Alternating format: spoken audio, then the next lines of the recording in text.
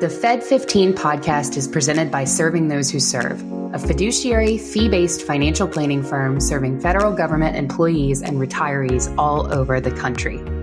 This podcast is for informational purposes only and is not intended to be taken as financial advice. All listeners should consult their personal advisors before taking any action. The opinions expressed by our host are their own and do not reflect the views, policies, or position of Raymond James. Securities are offered through Raymond James Financial Services, Inc., member FINRA SIPC. Investment advisory services are offered through Raymond James Financial Services Advisors, Inc. Serving Those Who Serve is not a registered broker-dealer and is independent of Raymond James Financial Services, Inc. And now, here are your hosts. Dan Sipe serves as a branch manager for Raymond James Financial Services and Serving Those Who Serve, and Katelyn Murray is a financial advisor through Raymond James Financial Services and Director of Advisory Services here at Serving Those Who Serve. Welcome back, everybody, to this week's episode of the Fed15 podcast presented by Serving Those Who Serve. Each week, we'll discuss the latest news and info that feds need to know in 15 minutes or less. So whether you're a seasoned federal employee or just starting out in your career, Fed15 has got you covered. Grab your coffee, kick back, and we'll tell you what you need to know but might have missed over the past week.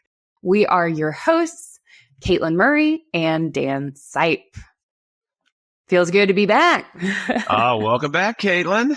So heard the show went well. Yeah, it did. It went very well. It was a bit of a whirlwind. It was a lot of work and then also some rest. I tried to carve out a couple of hours here and there to just kind of recharge. But so far, all of the feedback that we've gotten has been amazing. Feedback from cast and crew and production team, as well as feedback from the community. And for those who may just be joining and have no idea what I'm talking about, I work a lot with local theater. And I recently directed a show of Picasso at the Lapine Agile by Steve Martin. That mispronunciation of the original French is, in fact, intentional and connected to the concept. We actually had an audience member ask about that, and I was so excited to answer her email. But yeah, it's great. It was a beautiful experience, and it is always bittersweet. Theater people kind of know what I mean with the post-show blues. It's rough to work on something so hard as a director for 6 months. And then move on to the next adventure. Gotcha. Yeah. And all kinds of things were happening in the world. Your little bro went up to Nike Indoor Nationals, top 20 finish. Congratulations. Very cool. Our regular watchers and listeners may spot that I am not in my usual habitat. He escaped his cage. Yes, indeed. I do that a lot. They lose track of me. I'm actually at an esports championship. My son plays esports for Mount St. Mary's University, so we're up here for that. So glad to be able, through the wonders of the interweb, to be able to stay connected. So, Katelyn, we got some cool stuff this week. What's up?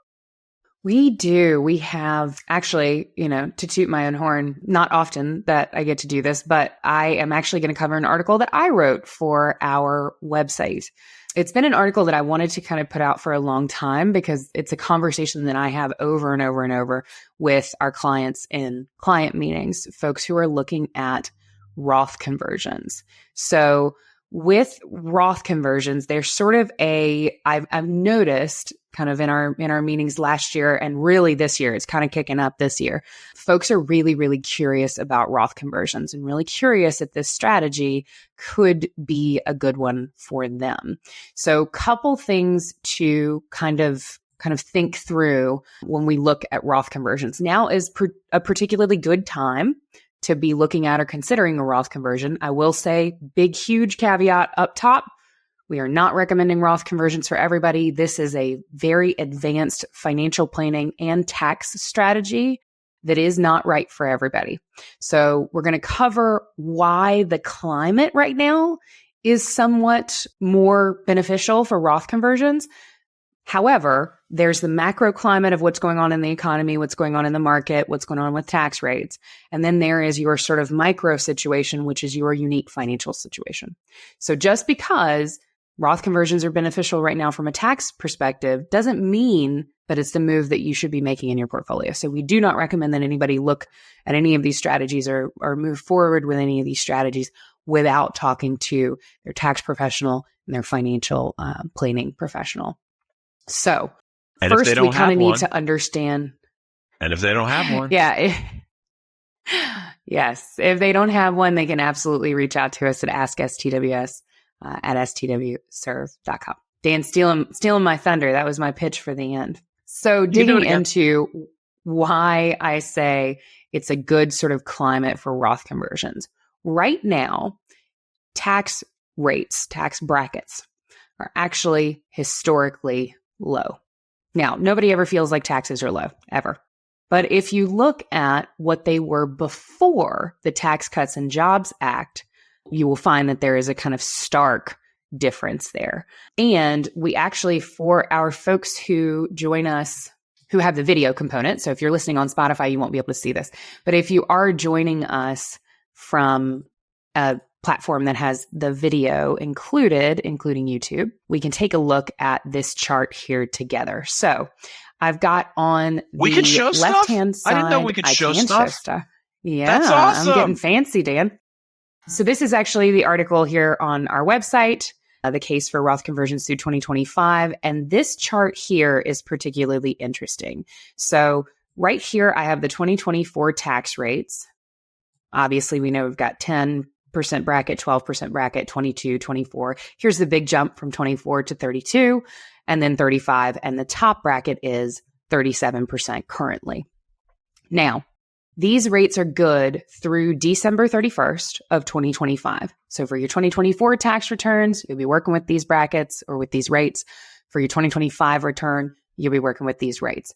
In 2026, starting January 1st, as the legislation is currently set up, these 2024 tax rates will sunset and will go back to the rates we were dealing with before, which 10% bracket stays the same.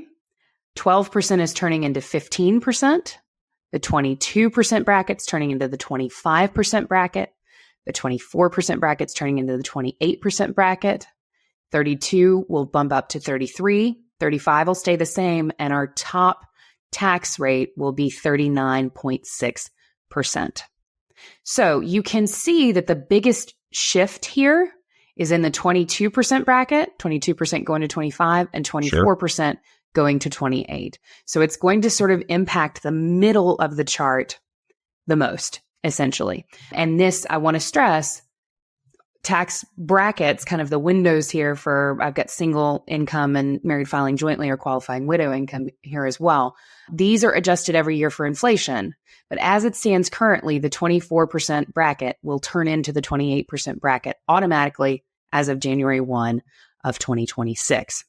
Ouch. So, yes. So you can see that while we're kind of looking at, it could always be in flux. We could have new legislation that changes things tomorrow.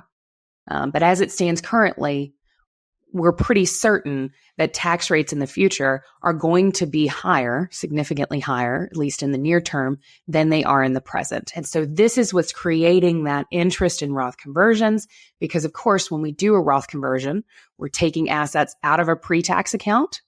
We're taxed as income on the amount that we pull out of the pre-tax account, and then we're converting over into a Roth retirement account so that those assets can be taxed now and then grow tax-free in the future. And when we pull those funds out in the future, as long as it's qualifying distribution and you're of age, that will be tax-free. So kind of the thought process is, let me go ahead and get some conversions done now while I'm in the 22% or the 24% bracket before I'm in the 25 or 28% bracket. And then it's that much more expensive for me to do some converting.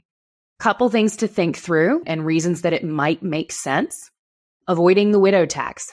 The widow tax is sort of a nickname, if you will. It's not like the IRS doesn't have it written down and codified as widow tax. That would be kind of rough.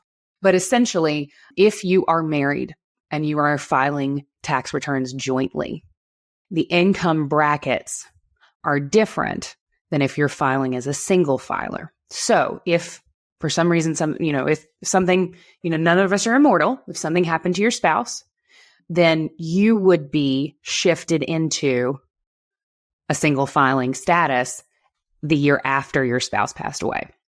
So your bracket would change. So if you've got pension income coming in, if you've got other sources of income that are coming in that keep you in a reasonably high tax bracket already when you're married filing jointly, bracket's going to do nothing but go up once you are a single filer. So a lot of times folks will shift assets over to Roth, trying to prepare essentially so that their spouse isn't hit, quite so hard with taxes once they are in that single filer status. Another thing to kind of think through is reducing future required minimum distributions. Required minimum distributions start at age 73. There is already legislation in place to kind of bump that up to 75 in a couple of years to kind of create a little bit more, as people are living longer, it makes sense to bump back the RMDs. Sure. So shifting assets over now in order to avoid those large RMDs from those pre-tax balances that are taxable could make a lot of sense. The other thing is filling out the lower tax brackets with Roth conversions. You want to make sure if you're in the middle of the 22% bracket, go ahead and do a Roth conversion that's large enough to fill up that 22% bracket so that we're hitting the ceiling of that. Or if you want to be aggressive, fill up the 24% bracket while you've got it for the next 2 years and, take advantage of those lower brackets. The big gap, again, currently is between 24 and 32, not so much between 22 and 24.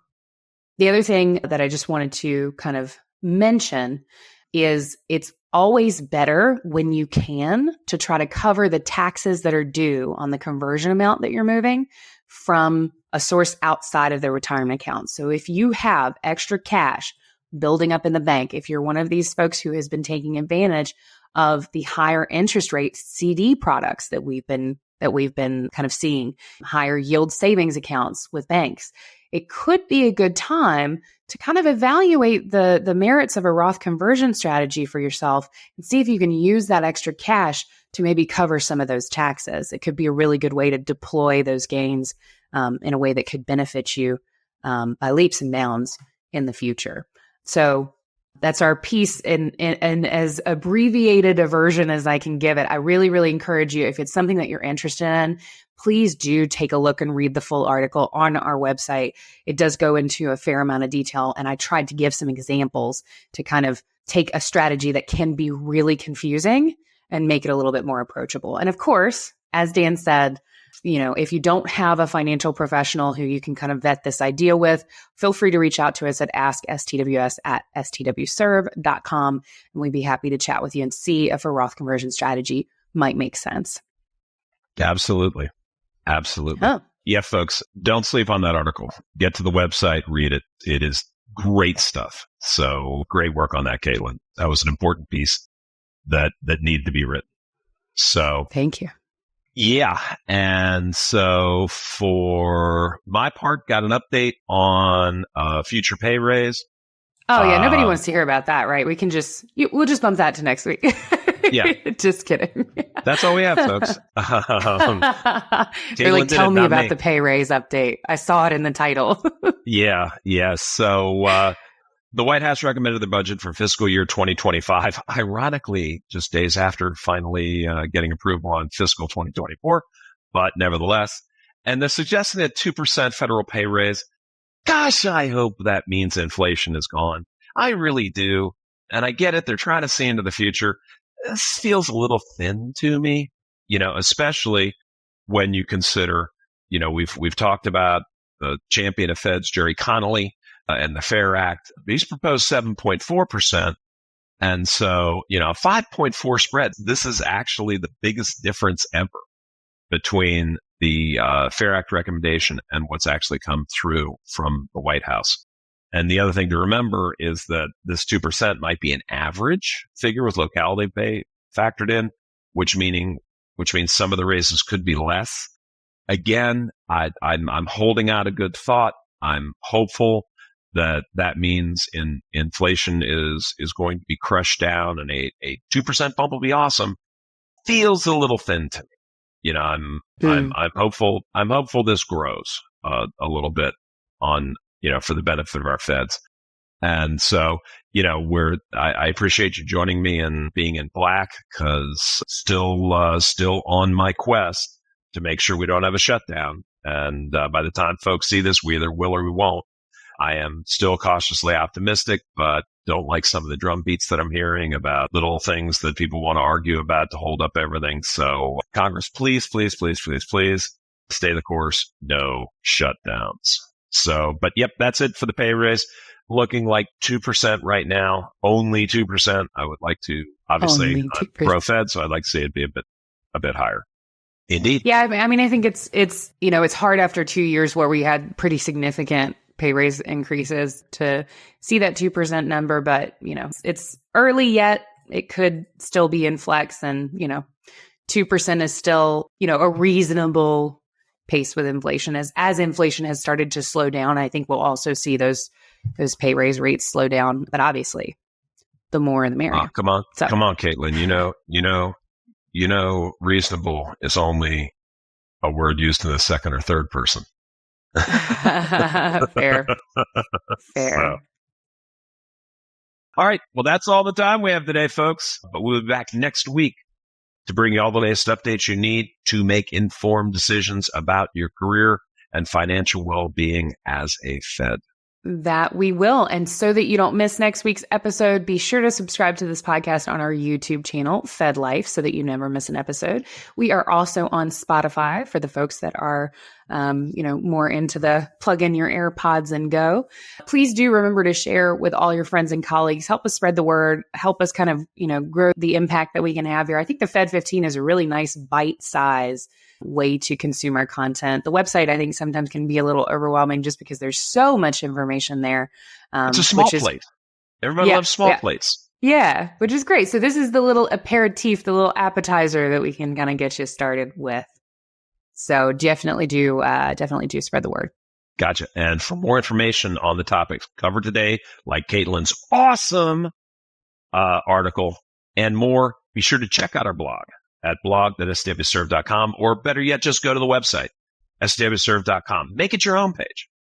Yeah. Because there's tons of information in there, folks. I'm telling you.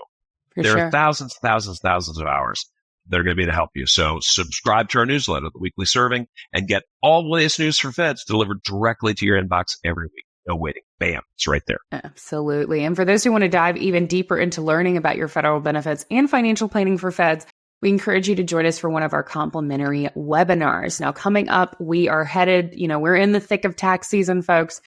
Hearts go out to all CPAs out there who are working overtime right now. We've got a tax planning webinar coming up, Tax Planning for Feds, coming up on April 9th from 11 a.m. to 2 p.m. I will actually be hosting that webinar. So if you, want to pop in and ask a question you've been burning to know, you can do it then. We also have Financial Planning for Feds coming up on April 12th from 11 a.m. to 2 p.m. And Dan will be hosting that podcast. So same goes for him. That can be, I'll just call out, that can be a really good starting place if you do go to the website and you see all the information and you are feeling a little bit like, oh my goodness, where do I start with this? Financial Planning for Feds is a really great webinar to kind of get a taste for kind of all the different components. And then from there, you can dig further into the different components that you want to learn about, basically. Absolutely. Of course, as I mentioned earlier, if you do prefer a one-on-one approach, if you maybe don't have the time to set aside in your day for a webinar, that is fine.